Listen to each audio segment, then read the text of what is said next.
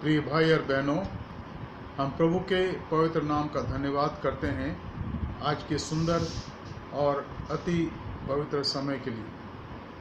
परमेश्वर हमारे जीवन के अंदर जो समय देता है, प्रदान करता है, वो पवित्र समय है। उस समय में कोई ऐसी दूषितता नहीं है या कोई ऐसी बात नहीं कि हम उसको अयोग्य समझें। उसने हमारे लिए समय की रचना करी और समय का वरदान प्रभु ने हमें दिया है ताकि समय में हम उसको जाने, उसकी इच्छा को जाने, उसकी महिमा कर सकें। और इसलिए आज के सुंदर समय के लिए फिर से एक बार हम प्रभु का धन्यवाद करते हैं। और आज जो वचन हम पढ़ेंगे वो है गलतियों की पत्री में से। आज से हम एक नए अध्याय की शुरुआत कर रहे हैं। गलतियों की पत्री को पढ़ेंगे, उस पर अध्ययन करेंगे और इन दिनों में, और इसके बाद हमारे सामने होगा इफिसियों की पत्री और फिर फिलिपियों की पत्री और फिर होगा कुलुसियों की पत्री। Dear friends, we are grateful to the Lord for giving us this precious time. Every time that we spend in this life is precious because God has blessed this time, and time is a great gift from God to the whole mankind. It is an opportunity where we can not only walk day by day and spend our time, but also to know the will of God in our lives and able to fulfill that will that He has for us. And by doing that, we definitely extend His kingdom, those who believe in Jesus Christ. Otherwise, the world is growing every day, and it is 24 hours of time, 12 hours a day, 12 hours a night, and many people live just to pass time. But we live our life to glorify God and extend His kingdom. And this is possible when we recognize, appreciate the value of this time. And today we are going to start a new chapter in our study, a new subject, and this subject is 4 letters of St. Paul to the churches in Galatia, Ephesians, Ephesus, and Philippi or Philippi, and Colossae. And I hope that you will be blessed. Let's pray. स्वर्गीय पिता, आज के सुंदर समय के लिए हम आपका धन्यवाद करते हैं जो आपने दिया। हम धन्यवाद देते प्रभु क्योंकि आप विश्वास योग्य हैं। हम धन्यवाद देते प्रभु क्योंकि आप हमारी सहायता, हमारी मदद करते हैं ताकि प्रभु हम आपकी इच्छा को जाने और अपने जीवनों को आपकी सेवा के लिए अर्पण कर सकें। आज के इस अध्ययन पर आपके आशीष प्रभु, आप हमारे मनों को तैयार करें। हम धन्यवाद देते प्रभु गलतियों की इस पत्री के लिए जो पौलुस के द्वारा लिखा गया, और हम चाहते प्रभु की इन बातों को जब हम गौर करते प्रभु आपकी महिमा कर सकें। आप मेरी सहायता करें, हर एक सुनने वालों की और इस पर विचार करने वालों की सहायता करें। हमारे उद्धारकर्ता प्रभु यीशु मसीह के पवित्र नाम से मांगते हैं, आमीन। Dear friend, we face a tremendous challenge here as we study this letter of St. Paul to the church at Galatia. The term Galatians was used for people living in the northern Turkey, a region that had once been the kingdom of Galatia. So we need to understand this also. जब हम इस पत्री का अध्ययन करते तो हम इस बात को जानते हैं कि ये पत्री पौलुस ने उस रीजन को लिखा जो उत्तर टर्की के अंदर पाया गया, जिसको गलतियों का राज्य पर कहा गया है पुराने समय में। Saint Paul pass through this region on his 2nd and 3rd missionary journey.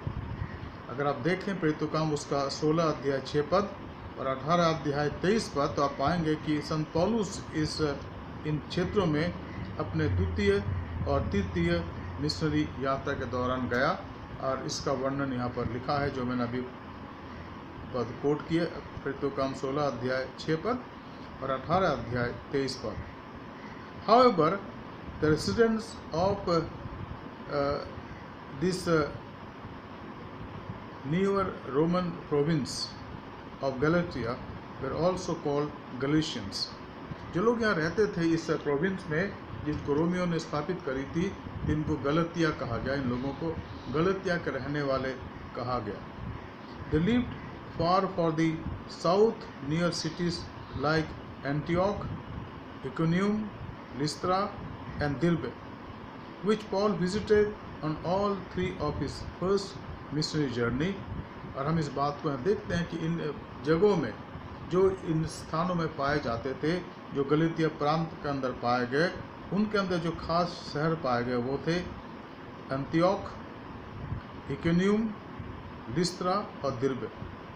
और पौलुस अपने मिशनरी यात्रा के दौरान यहाँ गया, जिसका वर्णन आप अगर आप चाहते हैं नोट कर सकते हैं। प्रेरितों का काम उसका 14 अध्याय 1 से 23, प्रेरित 14 1 से 23, प्रेरित 16 1 से 5, प्रेरित 16 1 से 5 और प्रेरित 18 23 पद, 18 अध्याय 23 पद। So which group of Galatians were Paul's writing to? अब पौलुस किस ग्रुप को ये पत्र लिख रहा था, इस बात पर हमें गौर करने की आवश्यकता है। और अभी हम केवल इंट्रोडक्शन देख रहे हैं मित्रों, हमें आगे जब हम पढ़ेंगे आपको बताऊंगा मैं। The ones who had always been known by that name in the north or the newer Galatia in the south। ये वो लोग थे जो दक्षिण में भी रहते थे, जिस प्रांत को गलातिया कहा गया। The answer to that question does not affect the truth of Paul's message, but it does throw light on the historic context within which the letter was written।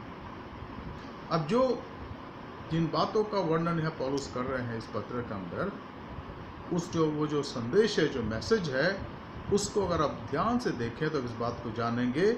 और इस बात का जो अर्थ है कि हमें मैसेज को देखने की आवश्यकता है, हमें उसके संदेश को देखने की आवश्यकता है। Some believe that Paul was writing to the churches he had planted in the south of Galatia। कुछ लोग मानते हैं कि पौलुस उन लोगों को पत्र लिख रहा है जो गलातिया के दक्षिण जगह पर पाए गए, रीजन के अंदर पाए गए, जिन कलीसियाओं की पौलुस ने स्थापना करी थी, वहाँ के लोगों को वो लिख रहा है। Soon after he had left them and long before the meeting of Jerusalem Council। Jerusalem council का जो डेट है वो बताया जाता है, जैसे मैंने आपको पहले बताया था, 45 AD से 55 AD तक।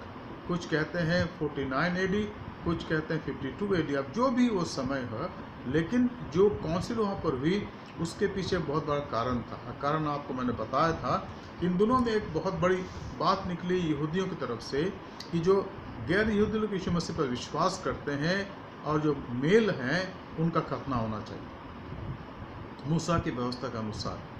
लेकिन जब यरूशलेम काउंसिल के अंदर प्रभु के संत मिले, प्रेरित मिले, जिनका अगुवा याकूब था, तो उन्होंने 4 बातों पर गौर करा और हमने आपको बताया था। पहली बात कि वो मूर्ति पूजा से अपने आप अलग रखें। दूसरी बात, वो गला घोटुओं के मांस से अपने आप को परहेज करें। तीसरी बात, वो लहू ना खाएं। चौथी बात, वो व्यभिचार से बचे रहें। बाकी उन्होंने कलीसिया के उन संतों ने जो उस काउंसिल के अंदर थे, प्रभु के दास याकूब के निर्देशन में, और पौलुस भी यहाँ पर था, तो वो इस बात को जानते थे कलीसिया ने और किसी उस काउंसिल ने किसी और बात के लिए कलीसिया पर बोझ नहीं डाला। उन्होंने खतने की बात वह नहीं करी कि ये कराना जरूरी है, और व्यवस्था की बात नहीं। उन्होंने केवल 4 बातें करी और 4 बातों का वर्णन यहाँ किया गया है। इसलिए हमें इस बात पर गौर करने की आवश्यकता है, ध्यान देने की आवश्यकता। They argue that Paul would have mentioned the apostle's decision that Galatia did not need to be circumcised if this letter had been written after the council। अगर ये जो पत्र है यरूशलेम काउंसिल के बाद लिखा गया, तो विद्वान ये मानते हैं कि उस समय गलतियों के अंदर ये बात नहीं होनी चाहिए थी कि मूसा की व्यवस्था को मानना जरूरी है। लेकिन कुछ लोग ऐसे भी हैं जो इस बात को तर्क देते हैं। Other argue that Paul wrote this letter to the churches in the north of Galatia where he went after the Jerusalem council, and that he wrote it between AD 52 to AD 56. They think that the meeting referred to it in second chapter 1 to 10 in Galatians was the Jerusalem Council, where the leaders of the church debated whether Gentile converts must be circumcised. But the small private meeting described in Galatians does not match the very public meeting described in Acts chapter 15. तो यहाँ पर वो लोग जो ये कहते हैं कि उसके पहले लिखा गया, वो इस बात को मानते हैं कि इस पोर्शन में यानी गलतियों के पत्री के दूसरे अध्याय के 1 से 10 पद पर जो बातें लिखी गई है वो वहाँ पर इन बातों का जिक्र नहीं आता है। इन बातों को जानने और समझने की आवश्यकता है। तीसरे प्रकार के लोग हैं, वो कहते हैं A third opinion is that this letter was written to the South Galatians shortly before the meeting of the Jerusalem Council. अब कुछ लोग ऐसे भी कहते हैं कि जेरूसलम काउंसिल के पहले ये पत्र लिखा गया गलतियों को जो दक्षिण में रहते थे। We know that Paul had earlier delivered famine relief to Jerusalem. पौलुस ने बहुत पहले, इसके पहले कुछ पैसा धन या जो रिलीफ वर्क था, जो अकाल पड़ा था यरूशलेम में, उसके लिए उसने मदद ले और वहाँ के संतों को उसने दिया था, जिसके बारे में पढ़ते हैं दूसरे अध्याय के 1 पद में, और प्रेरितों के 11 अध्याय के 27 से 30 पद में इसका वर्णन किया गया है। Acts does not mention any meeting with the church leaders on that visit, but it is likely that Paul would have met them privately. अब अगर आप इस बात को देखें तो आप पाएंगे कि प्रेरितों के काम के अंदर इसकी कोई चर्चा नहीं है, और ऐसा ये लोग बताते हैं कि पौलुस उनसे मिला व्यक्तिगत रूप से और उनको उसने ये दिया जो रिलीफ वो ले आए थे संतों के लिए जो यरूशलेम में पाए जाते थे उस समय। He then returned home. Sometime later, a public dispute about the status of Gentiles believers broke out.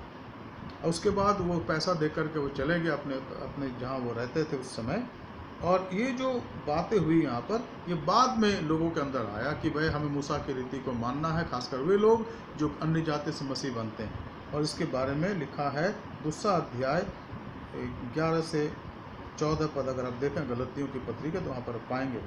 And the apostle decided to call the formal council of Jerusalem, लेकिन बाद में चल करके संतों ने वहाँ पर मीटिंग करी जिसको यरूशलेम काउंसिल कहा गया है। फिर तो काम के अंदर 15 अध्याय में इसका वर्णन हम पाते हैं। तो ये सारी बातें यहाँ पर हम देखते हैं और इस पर गौर करने की आवश्यकता, क्योंकि इसको समझने के बाद ही इन बातों को जानने के बाद ही हम इस पेतों के किताब को या इसके अध्याय को इस बात को समझ सकते हैं गलतियों के पत्री के। अब हम इस पत्री में आएंगे जो हमारे सामने है, गलतियों के नाम पौलुस की पत्री। यहाँ पहले अध्याय में लिखा है, पहली बात पौलुस की ओर से जो न मनुष्य की ओर से और न मनुष्यों के द्वारा वरन प्रभु यीशु मसीह और परमेश्वर पिता के द्वारा जिसने उसको मरे में से जिलाया प्रेरित है। अब पौलुस अपने बारे में कहते हैं कि मैं क्यों प्रेरित बना। वो कहते हैं कि मैं प्रेरित बना प्रभु की इच्छा में, मैं प्रेरित बना प्रभु के नाम के कारण। और वहाँ पर वो स्पष्ट करता है, पर इस बात में लिखा है, अगर आप देखें अच्छे से इस बात को समझा गया। पौलुस कहता है कि मैं इसलिए प्रेरित बना क्योंकि प्रभु ने मुझे ये सेवकाई दी है, प्रभु ने मुझे इसके लिए चुना है, और उसका वर्णन वो करता है यहाँ पर, जिसको हम देखते हैं। Paul, an apostle, not from man nor through man, but through Jesus Christ and God the Father who raised him from the dead. अब पौलुस अपने बारे में कहता है कि मैं प्रेरित बना बुलाहट के वजह से, बुलाहट की वजह से। और उसने अपनी बुलाहट के बारे में जो वर्णन करा है वो पाया जाता है 1 कुरिन्थियों के पहले अध्याय के अंदर, कि अपनी बुलाहट को जानो, अपनी बुलाहट को जानो कि ना बहुत ज्ञानवान और ना बहुत समझदार, लेकिन परमेश्वर किनको बुलाता है। यहाँ लिखा है 1 कुरिन्थ के पहले अध्याय के मैं कुछ पदों को पढ़ूंगा आपके सामने, जिसके अंदर आप बुलाहट के बारे में जानेंगे। 26 पद से मैं पढ़ूंगा 1 कुरिन्थी पहला अध्याय 26 पद। I want to read from 1 Corinthians chapter 1 26 verse onward, where he talks about the calling and about his calling also. हे भाइयों, अपने बुलाए जाने को तो सोचो, ना कि शरीर के अनुसार बहुत ज्ञानवान और न बहुत सामर्थी और न बहुत कुलीन बुलाए गए, परंतु परमेश्वर ने जगत के मूर्खों को चुन लिया कि ज्ञानवानों को लज्जित करे, और परमेश्वर ने जगत के निर्बलों को चुन लिया कि बलवानों को लज्जित करे। और परमेश्वर ने जगत के नीचों और तुच्छों को वरन जो है भी नहीं उन्हें चुन लिया कि उन्हें जो है व्यर्थ ठहरा। अब ये पौलुस जब बुलाहट की बात करते हैं तो अपनी बुलाहट के बारे में भी कहते हैं। वो कहते हैं कि जो हमारी बुलाहट, मेरी जो बुलाहट है, उस बुलाहट में परमेश्वर का अनुग्रह है। I have been called by God because of his mercy. वो कहते हैं कि मेरी बुलाहट के अंदर मेरा जो ज्ञान है वो कहीं नहीं ठहरता, मेरी बुलाहट के अंदर मेरी जो सामर्थ है वो कहीं नहीं ठहरता, मेरी बुलाहट के अंदर मेरा जो कुल है, मेरा जो वंश है वो कहीं नहीं ठहरता, मेरी बुलाहट के अंदर वो तमाम बातें नहीं हैं जिसके लिए मैं घमंड कर सकूं। In my calling he says that in my calling brothers there is no wisdom of mine। परमेश्वर ने मेरे ज्ञान को देखकर मुझे नहीं बुलाया। God has never called me because I am a qualified person। कभी कभी हम घमंड करते हैं ना कि भाई मेरे पास इतना ज्ञान है। ठीक है, डिग्रियां हैं, वो सही, अच्छी बात है, उसमें बुराई नहीं है।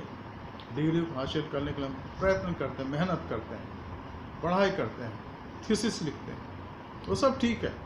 लेकिन वो कहता है कि मेरी जो बुलाहट है, the cause of my calling is not my wisdom nor it is because I also leave not my power, मेरे सामर्थ के अनुसार नहीं, power of money, power of education, power of fame and power of my own personal ability, it is not there also। And he says again, my calling is not because of my noble birth also, my family। And Paul knew what was his family. He was from Benjamin tribe, and he was educated under the greatest leader of those days, Gamaliel, in Jerusalem। But he says these are nothing when I talk about the calling of Jesus Christ और calling of God. वो कहते हैं ये सारी तीन बातें जो हैं मेरी बुलाहट के अंदर कहीं नहीं पाई जाती, और यही बात मित्रों हमारे जीवन के अंदर होनी चाहिए। जो बुलाहट हमारी है, उस बुलाहट में ना तो प्रभु ने हमारे ज्ञान को देखा, ना प्रभु ने हमारे सामर्थ को देखा, और ना प्रभु ने हमारे कुल को देखा। तो हमारी बुलाहट कैसी है? वो कहता है परंतु परमेश्वर ने जगत के मूर्खों को चुन लिया। परमेश्वर ने मुझे चुन लिया जो मैं मूर्ख इंसान हूँ, परमेश्वर की दृष्टि में मूर्ख। और क्यों चुन लिया? ताकि मैं ज्ञानवानों को लज्जित करूं। उसने चुन लिया मुझे ताकि मैं ज्ञानवानों को लज्जित करूं, जो कुछ है, जिनके पास बहुत कुछ है, उनको मैं लज्जित करूं। और परमेश्वर ने जगत के निर्बलों को चुन लिया कि जो बलवान है उनको लज्जित करो। हम अपने जीवन को देख सकते हैं, हम में से किसी के जीवन में वो सारी बातें नहीं पाई जाती है जिसके लिए हम कहें कि परमेश्वर इसके लिए आपने हमें चुना। हम तो निर्बल थे। मैं अपने आप में सोचता हूँ, मैं निर्बल था, छोटी सी जगह से मैं आता हूँ जिसकी कोई गिनती नहीं हमारे राज्य में नहीं, एक छोटी जगह, निर्बल व्यक्ति, बिल्कुल प्रभु ने वहाँ से खड़ा करा, प्रभु ने वहाँ से चुना। तो पौलुस कहता मुझे प्रभु ने चुना, मैं निर्बल था उसके सामने, ताकि मैं जो बलवान है उनको लज्जित करूं। और फिर वो कहता परमेश्वर ने जगत के नीचों को चुने, तुच्छ, नीच और तुच्छ, निष्कृष्ट, जो कुछ भी नहीं है। अंग्रेजी में बहुत अच्छा लिखा है अपन 28 पद में, God choose what is low and डिस्पाइज्ड by the world in the world. हम कहते हैं ना दलित, सामाजिक दृष्टिकोण से प्रभु ने उनमें से चुना, प्रभु ने उनमें से ठहराया जब कुछ भी नहीं थे। ताकि क्यों ठहराया? ताकि हम जो हैं, so that those who are considered something. परमेश्वर ने जगत के नीचों तुच्छों को चुन लिया, वरन जो है भी नहीं उनको चुन लिया कि जो है उनको व्यर्थ ठहरा, कि जो है उनको व्यर्थ ठहरा। तो ये परमेश्वर की बुलाहट के अंदर इस बात को पौलुस कहता है, पौलुस की ओर से या मनुष्य की ओर से, और न मनुष्य के द्वारा, वरन यीशु मसीह के और परमेश्वर पिता के द्वारा जिसने उसको मरे में से जिलाया प्रेरित है। अब यहाँ पर एक बड़ी बात लिखी है कि मेरे अंदर, पौलुस कहता है कि मेरे अंदर ये सारी बात नहीं है। अगर तुम मेरे जीवन के ज्ञान की बात करो तो मैं ज्ञानवान नहीं प्रभु के सामने। अगर तुम मेरे सामर्थ की बात करो तो असमर्थ, बिल्कुल सामर्थहीन व्यक्ति। और अगर मेरे कुल की बात करो तो परमेश्वर के लिए उसकी भी कोई गिनती नहीं उसके सामने। लेकिन चुन लिया उसने, ये उसके उस सामर्थ के अनुसार है। वो कहता है पिता के द्वारा जिसने उसके मरों में से जीव उठने के द्वारा मुझे ठहराया ताकि मैं उसका प्रेरित बन जाऊँ। यहाँ उसका अर्थ है, हमारे चुने जाने का जो यहाँ पर अर्थ है यहाँ पर यह कि वो अपने पुनरुत्थान के सामर्थ्य को बताने के लिए, पुनरुत्थान के सामर्थ्य को लोगों के सामने लाने के लिए वो चुनता है। He has chosen us to proclaim the power of his resurrection। तभी तो पौलुस कहता है गलतियों की इसी पत्री के 2 अध्याय के अगर आप 20 पद को देखें तो पौलुस यहाँ पर बिल्कुल स्पष्ट कहता है कि मैं I have been crucified with Christ। It is no longer that I who live, but Christ who lives in me, and the life I now live in the flesh, I live by faith in the Son of God who loved me and gave himself for me। वो कहता है यहाँ पर मैं मसीह के साथ, पौलुस की गवाही है चुनाव के बाद, वो कहता है मैं मसीह के साथ क्रूस पर चढ़ाया गया। अब मैं जीवित ना रहा पर मसीह मुझ में जीवित है, और मैं शरीर में अब जो जीवित हूँ तो केवल इस विश्वास, उस विश्वास से जीवित हूँ कि जो परमेश्वर के पुत्र पर है, जिसने मुझसे प्रेम किया और मेरे लिए अपने आप को दे दिया। इस रहस्य को बताने के लिए परमेश्वर चुनाव करता है। चाहे वो मेरा चुनाव हो, चाहे वो आपको चुनाव हो, चाहे संसार के किसी विश्वासी का चुनाव हो, किसी भक्त का चुनाव हो, परमेश्वर इसलिए चुनाव करता है हमारे, ताकि हम उसकी सामर्थ को जाहिर करें, उसकी सामर्थ को जाहिर करें, उसके उस ताकत को, उसके उस पराक्रम को दुनिया में जाहिर करें जो मुर्दों को जिलाता है। यीशु मसीह ने कहा ना कि मैं जो काम करता हूँ वो पिता को जो देखता हूँ कर, वो जिलाता है तो मैं जिलाता हूँ। ये सामर्थ, ये कार्य मैं मेरे पिता में देखता हूँ, और मैं पिता में और पिता मुझ में है, मैं वही कार्य करता हूँ। और खासकर मुर्दों की जिलाने के बारे में कि पिता ऐसा करता है, मैं ऐसा करता हूँ। और हम इन पदों को पाते हैं यूहन्ना के सुसमाचार में। इनको हम देख सकते हैं, इनको हम पढ़ सकते हैं, इनको हम आत्मसात कर सकते हैं। मित्रों, इस बात को जानने और समझने की आवश्यकता है कि हमारी जो बुलाहट है, हमारी जो कॉलिंग है, वो परमेश्वर को उस सुसमाचार के अनुसार है, जहाँ पर उसने मुर्दों में से जिलाया, जहाँ पर वो मुर्दों में से जिलाता है। और अगर आप इस बात को देखना चाहें तो आप पढ़ सकते हैं, आप देख सकते हैं इसके यूहन्ना के अंदर, और इस बात को आप महसूस कर सकते हैं। परमेश्वर हमें जिलाता है, परमेश्वर हमें ठहराता है ताकि हम उसके खूबसूरती को, उसकी सामर्थ्य को संसार में जाहिर कर सके, ताकि हम दूसरों को बता सके परमेश्वर ने हमें जिलाया है, उसने हमें ठहराया है और हम उसके लोग हैं। उसकी सामर्थ्य को हम अपने जीवन के द्वारा संसार में जाहिर करते हैं। हम उसके सामर्थ्य को, प्रभु के सामर्थ्य को अपने जीवन के द्वारा, अगर आप यूहन्ना 5 अध्याय को पढ़ें और उसके 16 से 23 पद को पढ़ें तो यहाँ पर इस बात को देख लेंगे कि परमेश्वर आपके जीवन में क्या कार्य करता है। यीशु इस संसार में जब थे तो उसने लोगों को कहा, और क्या कहा उसने, कि मैं पिता पर निर्भर हूँ। 5वां अध्याय के यूहन्ना के 19 पद में, मैं तुमसे सच सच कहता हूँ कि पुत्र आप कुछ नहीं कर सकता, केवल वो जो पिता को करते देखता है।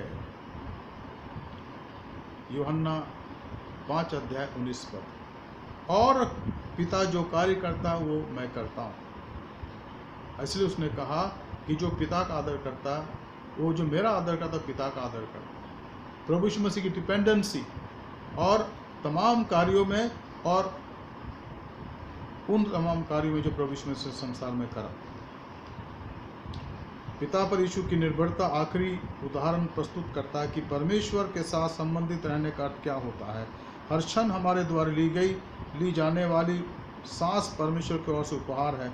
उसकी इच्छा है कि हम उसकी सामर्थ से भर जाएं। जब हम प्रेम करने और क्षण भर परमेश्वर प्रार्थना और उसके वचन पर निर्भरता से सेवा करते हैं, हम उसके ऊपर पूर्ण भरोसा की घोषणा करते हैं।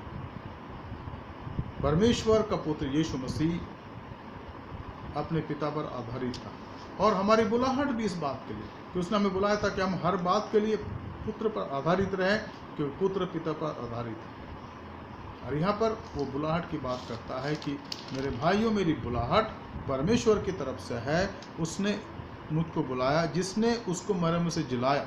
ये पुनरुत्थान की बात आ गई, और यह है एक विश्वासी के जीवन में धन्य आशा। उसने आपको मुझे बुलाया है ताकि हम उसके मृत्युंजय के सामर्थ को दुनिया के अंदर प्रकट कर सकें। और यह पौलुस के इस वचन को मैंने आपको पढ़ के सुना दिया, जहाँ पौलुस कहता है कि मैं उसके मृत्युंजय की सामर्थ को जानना चाहता हूँ। मैं उसके मृत्युंजय के सामर्थ को जानना चाहता हूँ। मैं दुनिया में उसके सामर्थ को प्रकट करना चाहता हूँ। और दूसरे अध्याय के 20 पद के अंदर ये पौलुस कहता है कि मैं उसके साथ क्रूस पर चढ़ाया गया हूँ, उसके पद चिन्ह पर चलना चाहता हूँ। और जब उसके साथ क्रूस पर चढ़ाया गया हूँ, तो अब मैं जीवित ना रहा, पर मेरी बुलाहट उसके लिए जीना, मेरे लिए जीना नहीं। मेरी बुलाहट उसके लिए जीना, उसके लिए जीना। पर मसीह मुझ में जीवित है, और मैं शरीर में अब जो जीवित हूँ, तो केवल उस विश्वास से जीवित हूँ कि परमेश्वर पुत्र पर जो मेरा विश्वास है, जिसने मुझसे प्रेम किया और मेरे लिए अपने आप को दे दिया। तो यहाँ पौलुस कहता है कि मेरी बुलाहट में प्रभु यीशु मसीह का सारा सुसमाचार निहित है। बिल्कुल यहाँ पर मेरी बुलाहट में उसकी सारी योजना पाई जाती है। दुनिया में आना, दुनिया में रहना, क्रूस पर लटकाया जाना, मारा जाना, गाड़ा जाना और फिर जीवन। मेरी बुलाहट में सारी बातें पाई जाती। और जब मैं इस संसार में जीवित हूँ, उसके नाम से, उसकी महिमा के लिए, और मेरे जीवन का एक ही उद्देश्य है, और वह है प्रभु यीशु मसीह के पुनरुत्थान की गवाही देना। अब वहाँ पर अपने बारे में वो कहता है, स्पष्ट रूप से कहता है कि मैं प्रभु यीशु मसीह के लिए जीना चाहता हूँ, और मैं चाहता हूँ कि मेरे जीवन से उसकी महिमा, उसकी स्तुति हो सके। अब हम दूसरी बात यहाँ पाते हैं गलतियों के अध्याय के अंदर, पहले अध्याय के अंदर दूसरी बात को जिस पर हम गौर कर रहे हैं, यहाँ पर लिखा है, और सारे भाइयों की ओर से जो मेरे साथ हैं गलतिया की कलीसियाओं के नाम। गलतिया एक प्रांत था जो जहाँ पौलुस गया सुसमाचार प्रचार के लिए टर्की के अंदर, और वहाँ उसने प्रचार करा। वो कहता है, और वहाँ पर अलग अलग जगह अलग अलग कलीसियाएँ पाई जाती। इसका वर्णन मैंने आपको करा। वहाँ लुस्त्रा भी था, वहाँ अंतक्या भी था, और अखाया भी था। अखाया नहीं, दिरबे भी था, जहाँ उसने प्रचार करा। इन सारे जगह में उसने कलीसियाओं की स्थापना करी। और वो कहता है कि और सारे भाइयों की ओर से जो मेरे साथ हैं, और उसके साथ कौन थे? लूका उनके साथ था। उनके साथ बाद में चल करके तीमुथियुस भी जुड़ गया। उनके साथ जो उनके साथ प्रभु की वचन के लिए यात्रा कर रहा था, वो सिलास भी था। इन सब की तरफ से पौलुस कहता है कि मैं अपने तरफ से, अपने भाइयों की तरफ से तमाम उन लोगों को जो गलतिया के अलग अलग स्थान में रहते हैं, मैं तुम्हें नमस्कार कहता हूँ। Greetings not only from Paul but his friends who are accompanying him in the missionary journey to all these places, the churches in the region of Galatia is writing. तीसरी बात है लिखा है, और पिता परमेश्वर, या परमेश्वर पिता और हमारे प्रभु यीशु मसीह की ओर से तुम्हें अनुग्रह और शांति मिलती रहे।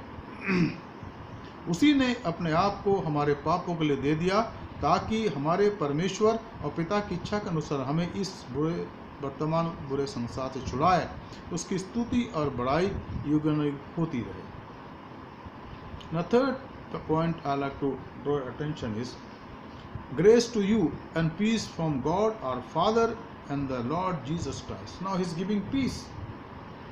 Every Sunday when we attend the worship, afterwards Pastor pronounce the benediction. What is the benediction? Now may the grace of our Lord Jesus Christ and love of the Father and communion of the Holy Spirit rest and abide with you. Because of this benediction, we have peace of God in us. इस benediction के कारण, आशीष वचन के कारण हमारे अंदर वो शांति पाई जाती है. What is the peace of God that He gives us? It is the indwelling of Christ in us. जो शांति हमें देता है वो क्या है? प्रभु का हमारे जीवन में निवास करना वो शांति का कारण है. If Jesus departs from our life, there is no peace. अगर यीशु मसीह हमारे जीवन से अलग हो जाए, चले जाए, तो हमारे अंदर शांति नहीं पाई जाएगी. The only reason of peace in your life is Jesus indwelling in your life. एक कारण जो आपके हृदय के अंदर शांति का हुआ है, यीशु मसीह आपके अंदर निवास करता है. तभी तो प्रभु यीशु मसीह ने कहा ना, यूहन्ना के 14 अध्याय के 26-27 पद में कहते हैं वो कि मैं अपनी शांति तुम्हें दी जाता, I give you my peace, which the peace of Jesus surpasses all understanding. This peace indwells in you, in my life, when we go through hard days, hard time, sickness, hopelessness, loneliness, and even sometime in the midst of all type of slanders which people make, but His peace is there in spite of everything which reigns in your life. And St. Paul says here very clearly, grace to you and peace from God our Father and Lord Jesus Christ. This is from heaven, my friend. ये स्वर्ग से है, इसलिए ये समाप्त नहीं होगा, चाहे इसको कोई भी कुछ करे. But this peace will reign in your heart, in your mind. But one thing is important, that you should walk in accordance to His will. आपको उसकी महिमा में, उसकी इच्छा में चलने की आवश्यकता है. अगर हम उसकी इच्छा में ना चलें और दुनिया के बातों को अपने जीवन के अंदर भर लें और हम कहें प्रभु आपकी शांति में मुझे वो नहीं मिलेगा, नहीं देगा, उन तमाम बातों को निकालने की आवश्यकता है जो दुनिया की बातें हैं, दुनिया के तरीके हैं, दुनिया के नियम है और दुनिया की तमाम वो बातें जिसमें हम कॉम्प्रोमाइज़ कर लेते हैं. आज हमारे समाज में 2-3 बातें ऐसी फैल गई हैं जिसकी वजह से जीवन से शांति गायब है, और आप उन बातों को जानते हैं. Corruption, living in relation, illicit sexual relations, and then walking in the ways of this world, where everything is there and everything is digested. हमारे जीवन में ये सब बात नहीं होनी आवश्यकता. अगर हम उसकी शांति को अपने जीवन में चाहते हैं तो हमें उसके साथ चलने की आवश्यकता है, उसकी इच्छा को जानने की आवश्यकता है. फिर उसने कहा, उसी ने अपने आप को हमारे पापों के लिए दे दिया ताकि हमारे परमेश्वर और पिता की इच्छा के अनुसार हमें इस बुरे संसार से छुड़ाए. Who gave himself for our sins to deliver us from the present evil age according to the will of our God the Father. हमारी बुलाहट उसकी इच्छा को जानने के लिए, हमारी कॉलिंग उसकी महान इच्छा को जानने के लिए, उसके सिद्ध इच्छा को जानने के लिए.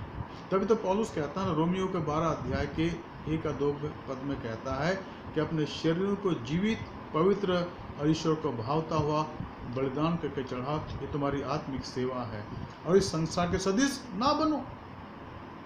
It's very crystal clear. When you want to know the will of God, I need to detach myself from the worldliness. जब मैं उसकी इच्छा को जानना चाहता हूँ तो मुझे दुनिया के तमाम बातों से अपने आप अलग करने की आवश्यकता है. Detachment of my life will bring me towards closer to God. मेरे जीवन के तमाम उन बातों से अगर मैं अलग हो जाऊं तो दुनिया की बातें हैं जो मेरे आत्मा के नुकसान के लिए है, मेरे शरीर के नुकसान के लिए अल्टीमेटली, तो मैं उसके निकट आ जाता हूँ. And coming to Jesus, near to him is good decision. The greatest decision of a human being or a person can make in his or her life. ताकि हमारे परमेश्वर पिता और पिता की इच्छा के अनुसार हमें इस बुरे संसार से बचाए, छुड़ाए. वो हमें छुड़ा, हम लिखा है बाइबल में ना कि हम अंश अंश करके बदलते जाते हैं. बीइंग मेड रिन्यूड और made new by every day, gradually, perpetually we become holy. And what is holiness? Following Jesus. And it is a perpetual exercise, practice in a Christian life. And then we, 5 पद में लिखा, उसकी स्तुति और बड़ाई युगानुयुग होती रहे, आमीन।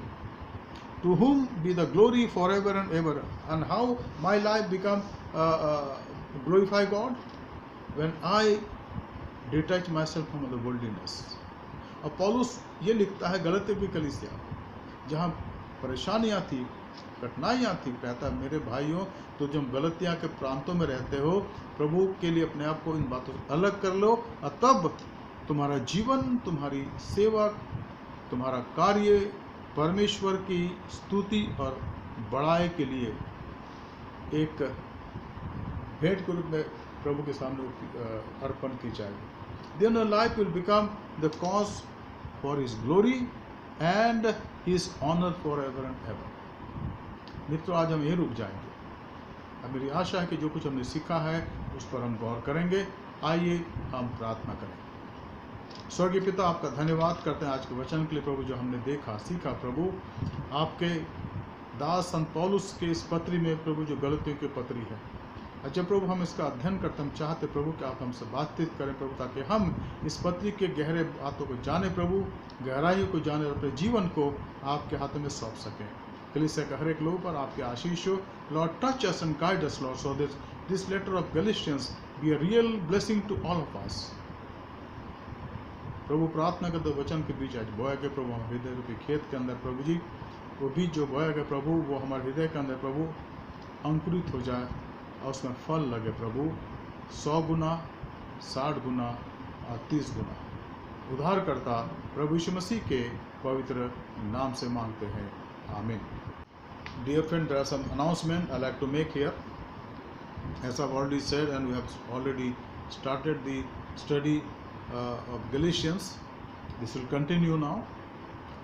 So please also invite your friends, prayer partners, so that we all together may study this word. And the time is 7:30 from Monday to Saturday. Number 2 is that from this Sunday, that is from 12, we are going to have our Sunday school in Zoom, by Zoom or by link. And the details are already being mentioned by Dr. Victor George in our Apostle Methodist Church WhatsApp. आप इसको देखिए मेहरबानी से, और Sunday school में अपने बच्चों को भाग लेने के लिए प्रोत्साहित करिए और उनके लिए प्रबंध करिए। Also, let us continue to pray for our nation, which is passing through a very crucial time of pandemic, coronavirus, and many people have lost their job. Many people are not having enough money to sustain their life. So let us pray that God may help them and supply their needs. Let us pray for our President, Prime Minister, Governors, Chief Ministers, MPs, MLAs, and police and the army, and that all effort may be a blessing to all of us. Pray for our church leaders, our Bishop Subodh Mandal, Madam Sudhita Mandal, all are member of Executive Committee of DRC, all our DSS, all our pastors, the laity, the WCS sisters, the MY boys and girls, and Sunday school children. Let us pray for each family of this congregation, Apostle Methodist Church, of Nepali, of Hindi, and of English congregation, so that God's grace is upon us and He continue to guide and lead us. I thank the Lord for those who are participating in this Bible study, giving the special numbers. It may be solo, it may be duet, or it may be groups. Continue to do that, and I invite you to record your music and Christian music. It may be 3, 4, or 5 minutes long, and directly send to Mr. Prakash Digga, so that he can incorporate those in these Bible studies and the worship service also. Our MYF is meeting every week, Sunday, and please know the detail from Brother Utkas, and he will lead you. And similarly, I will request our sisters of WCS to please talk to Mrs. Wilson, because they are also having their WCS meeting by link, and she will help you and guide you. आइए हम प्रार्थना करें। प्रभु, आपका धन्यवाद करते हैं आज के बाइबल स्टडी के लिए प्रभु, जो हमने करी, और हम चाहते हैं कि जो कुछ हमने सीखा प्रभु उसमें बढ़ते चले जाएं और हमारा जीवन आपको पसंद आए। प्रभु, आज से हमने गलतियों के पत्री पर अध्ययन शुरू कर, हम चाहते प्रभु कि जब हम आने वाले दिनों में इसको आगे बढ़ाते हैं, आप हमारी मदद सहायता करें। हर एक सुनने वालों को प्रभु आप आशीष दें, ताकि जो कुछ हम सीखते हैं प्रभु जी उसके अनुसार चलने वाले बने। इस धन्य कलीसिया एपोस्टल मेथोडिस्ट चर्च पर आपकी आशीष हो। हर एक परिवार को संभाले प्रभु, खास करके हर एक माँ बाप के लिए प्रार्थना करते प्रभु, जो जिम्मेदारी उनको आपने दी है उसमें वो प्रभु बाखूबी ईमानदार रहें। इस प्रकार आप उनकी मदद करें। हमारे जो बुजुर्ग हैं प्रभु उनकी रक्षा करें, बच्चे उनकी रक्षा करें प्रभु जी। इस पैंडमिक और इस कोरोना वायरस के प्रकोप से बचाएं। हमारे उद्धारकर्ता प्रभु यीशु मसीह के पवित्र नाम से मांगते हैं, आमीन। आए हमारे बाप, तू जो आसमान पर है, तेरा नाम पाक माना जाए, तेरी बादशाहत आवे, तेरी मर्जी जैसे आसमान में पूरी होती है ज़मीन पर भी हो। हमारे रोज़ की रोटी आज हम बख्श दे, जैसे हम कसूरवारों को माफ़ करते हैं, तू भी हमारे कसूरों को माफ़ कर। हमें आजमाइश में ना ला, बल्कि बुराई से बचा, क्योंकि बादशाहत, कुदरत और जलाल हमेशा तेरी है, आमीन। अब हमारे खुदा यीशु मसीह का फजल, खुदा बाप की मोहब्बत, रूहुल कुद्दूस की रिफ़ाक़त और शराकत हमें सारे के साथ इस समय और हमेशा तक होती रहे, आमीन। यीशु ही प्रभु है, Jesus is Lord. May God bless all of you. प्रभु आपको आशीष दे, आपकी सहायता करे। सबको शुभ रात्रि। धन्यवाद।